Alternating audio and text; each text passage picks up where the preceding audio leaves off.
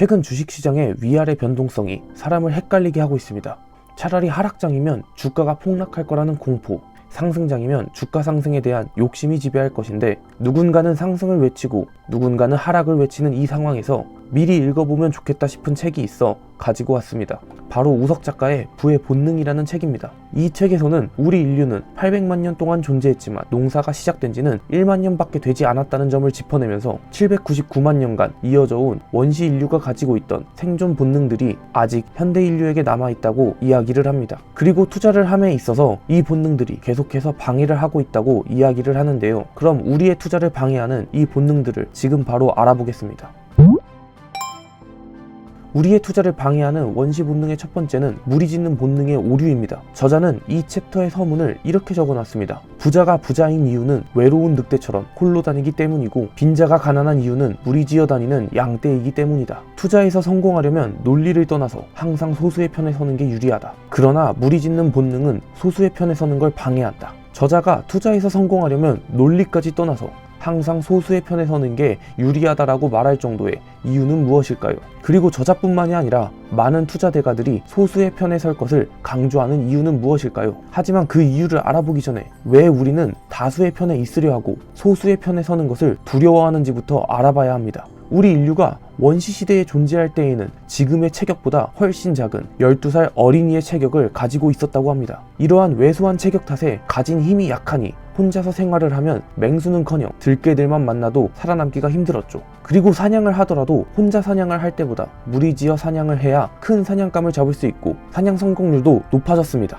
즉 무리에 들어가는 것이 원시 인류에게는 생존에 필수적이었다는 것입니다. 또한 무리에 들어가서 다수의 행동을 보고 따르는 것이 생존에 유리했다고 이야기를 하는데요. 그 예시를 한 무리의 원시 인류가 초원을 걷는 상황으로 이야기를 진행합니다. 한 무리의 원시 인류가 초원을 걷고 있는데 갑자기 선두의 동료가 뛰기 시작하면 무리 전체가 이유도 모른 채 무작정 함께 뛰었습니다. 그 이유는 맹수가 나타났을지도 모르기 때문이죠. 동료들이 뛰기 시작한다면 일단 자신도 뛰는 것이 현명하고 생존에 유리한 판단이었다는 것입니다. 만약 동료들이 뛰는데 혼자서 뛰지 않는 주체성을 가진 사람이 있었다면 그는 필경 맹수의 먹이가 되었을 것이라고 이야기를 하죠. 즉 우리의 선조들은 무리에 포함되고 따라가지 않으면 생존할 수 없는 환경이었고 이런 환경을 거스르지 않은 인류만이 살아남아 자손을 낳았고 그 자손이 우리가 된 것이죠. 그렇기에 그들의 DNA를 받은 우리는 맹수에 잡아먹힐 걱정이 없는 현 시대를 살아가면서도 남들이 뛰면 같이 뛰게 되는 그들의 본능을 따라가게 되었다는 것입니다. 그럼 이런 무리짓는 본능이 우리의 투자에 어떤 악영향을 미치게 되었을까요? 그리고 어떻게 하면 이런 본능을 극복할 수 있을지에 대해 이야기해 보겠습니다.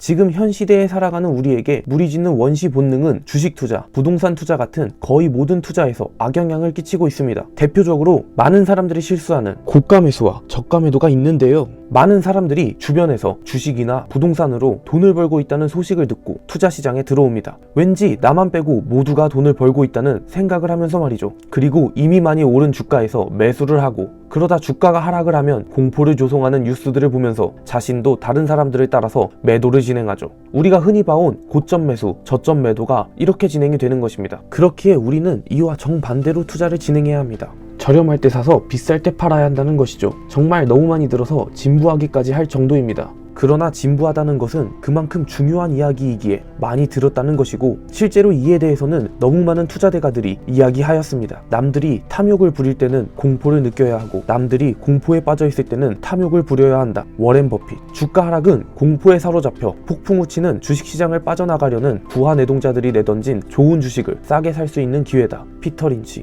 시장의 패닉에 절대 즉각적으로 행동하지 마라. 팔아야 할 시점은 시장이 추락하기 이전이지 추락한 다음이 아니다. 오히려 숨을 한번 깊게 들이쉬고 조용히 자신의 포트폴리오를 분석해보라. 최적의 매수 타이밍은 시장의 피가 낭자할 때다. 설령 그것이 당신의 피일지라도 말이다. 존 템플턴. 투자자는 무엇이 옳고 그른지에 대해 자신만의 생각과 아이디어, 방향을 가지고 있어야 하며 대중에 휩쓸려 감정적으로 행동하지 않아야 한다. 앙드레 코스톨라니. 이렇듯 많은 투자대가들은 시장에서 대중과 반대로 생각하고 행동하라고 조언을 해줍니다. 즉 무리짓는 본능을 극복하고 외로운 늑대가 되어야 한다는 것입니다. 이렇게 투자에 오류를 일으키는 무리짓는 본능이 우리가 기업을 선택하는, 즉 종목 선택을 할 때는 어떤 오류를 일으킬까요? 우리 투자자들 중 대부분은 인기 주식에 투자하는 선택을 합니다. 그리고 인기 주식은 대부분 미래에 큰 성장을 꿈꾸게 해주는 성장주가 대부분이죠. 그런데 이런 인기 주식, 성장주에 투자를 진행하면 오히려 수익률이 잘 나오지 못하는데요. 투자대가들은 그 이유를 이렇게 이야기해 줍니다.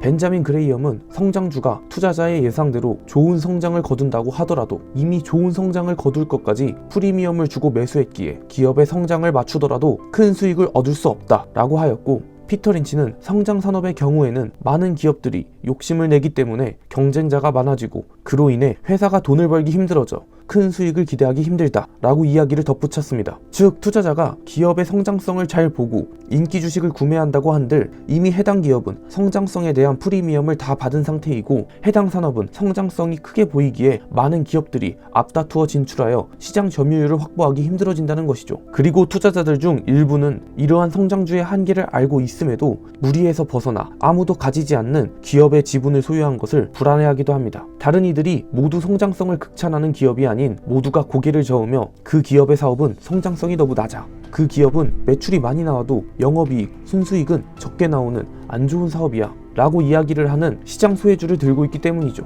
그러나 실상은 시장에서 모두가 기대하는 성장주는 이미 성장성에 대한 프리미엄을 받고 있는 것이 대다수이고 모두가 고개를 저으며 기피하는 소외주들은 저렴한 가격에 거래되는 상황이 많이 있습니다. 저는 이런 고성장주에 대한 내용을 보면서 최근 국내 증시에서 뜨겁게 떠오르는 2차전지 소재주, 로봇주, AI주가 떠오르는데요. 지금 해당 산업의 기업들은 적게는 PER이 60에서부터 600까지 받고 있는 기업들이 있습니다. 이런 기업들이 향후 20년 동안 해당 시장에서 살아남을 수 있을지와 살아남는다고 하여도 시장 점유율을 얼마나 가져갈 수 있을지에 대해 생각을 해본다면 긍정적인 답이 나오지 못한다고 생각을 하고 있습니다. 마지막으로 우리나라 속담인 소문난 잔치에 먹을 것 없다의 저자의 풀이를 이야기하며 영상을 마치도록 하겠습니다. 흔히들 많이 들어보셨을 속담입니다. 소문난 잔치에 먹을 것 없다.